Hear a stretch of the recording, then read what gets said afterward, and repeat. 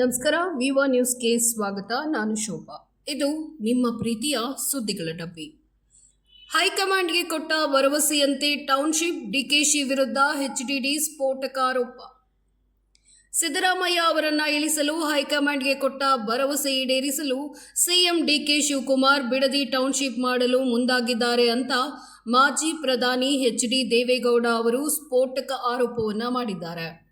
ರಾಮನಗರ ಜಿಲ್ಲೆಯ ಬಿಡದಿ ಟೌನ್ಶಿಪ್ ಯೋಜನೆಗೆ ಸಂಬಂಧಿಸಿದಂತೆ ರೈತರ ಮೇಲಿನ ದೌರ್ಜನ್ಯ ಹಾಗೂ ಜೆಎಂಸಿ ಸರ್ವೆ ವಿವಾದ ಈಗ ರಾಜಕೀಯವಾಗಿ ಭಾರೀ ಸ್ಫೋಟಗೊಂಡಿದೆ.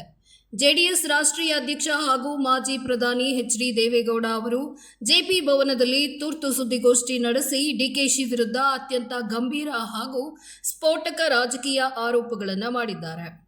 ಮುಖ್ಯಮಂತ್ರಿ ಸಿದ್ದರಾಮಯ್ಯ ಅವರನ್ನ ಕುರ್ಚಿಯಿಂದ ಕೆಳಗಿಳಿಸಲು ಮತ್ತು ಕಾಂಗ್ರೆಸ್ ಹೈಕಮಾಂಡ್ ಅನ್ನ ಒಲಿಸಿಕೊಳ್ಳಲು ಡಿಕೆ ಶಿವಕುಮಾರ್ ಏನು ಆಶ್ವಾಸನೆ ಕೊಟ್ಟಿದ್ದಾರೋ ಆ ಚುನಾವಣಾ ಫಂಡ್ ಭರವಸೆಯನ್ನ ಈಡೇರಿಸಿಕೊಳ್ಳಲು ಬಿಡದಿಯ 7,000 ಎಕರೆ ಜಾಗವನ್ನ ನಿವೇಶನ ಮಾಡಲು ಹೊರಟಿದ್ದಾರೆ ಅಂತ ದೂರಿದ್ದಾರೆ.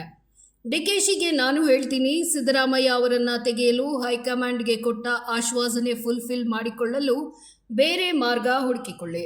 ಬಡ ರೈತರ ಹೊಟ್ಟೆಯ ಮೇಲೆ ಹೊಡೆಯಬೇಡಿ. ಈ ಯೋಜನೆಗೆ ಪ್ರಧಾನಿ ನರೇಂದ್ರ ಮೋದಿ ಒಪ್ಪಿದ್ದಾರೆ ಅಂತ ಡಿಕೆಶಿ ಸುಳ್ಳು ಪ್ರಸ್ತಾಪ ಮಾಡ್ತಿದ್ದಾರೆ. ಅವರ ಚಾಕಚಕ್ಯತೆ ನನಗೆ ಗೊತ್ತಿದೆ ಅಂತ ನೇರ ವಾಗ್ದಾಳಿಯನ್ನು ನಡೆಸಿದ್ದಾರೆ. ಬಿಡದಿ ಟೌನ್ಶಿಪ್ ಯೋಜನೆಯನ್ನ ತಕ್ಷಣವೇ ರದ್ದು ಮಾಡುವಂತೆ ಶಿವಕುಮಾರ್ ಅವರಿಗೆ 11 ಪುಟಗಳ ಸುದೀರ್ಘ ಪತ್ರ ಬರೆದಿರುವುದಾಗಿ ದೇವೇಗೌಡ ಅವರು ತಿಳಿಸಿದ್ದಾರೆ. ಈ ಯೋಜನೆಯನ್ನ ಸರ್ಕಾರ ಕೈಬಿಡದಿದ್ರೆ ನಾನು ವಿಧಾನಸೌಧದ ಗಾಂಧಿ ಪ್ರತಿಮೆ ಮುಂದೆ ಕೂತು ಧರಣಿ ಮಾಡಬೇಕಾಗುತ್ತೆ ಅಂತ ಎಚ್ಚರಿಸಿದ್ದಾರೆ. ಆ ಪರಿಸ್ಥಿತಿಗೆ ನನ್ನನ್ನು ತಳ್ಳಬೇಡಿ ಅಂತ ಕೂಡ ಎಚ್ಚರಿಕೆಯನ್ನ ನೀಡಿದ್ದಾರೆ.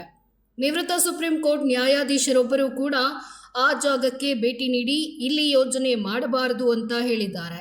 ಇದನ್ನ ಸರ್ಕಾರ ಲಘುವಾಗಿ ತೆಗೆದುಕೊಳ್ಳಬಾರದು ಅಂತ ಮನವಿ ಮಾಡಿದ್ದಾರೆ.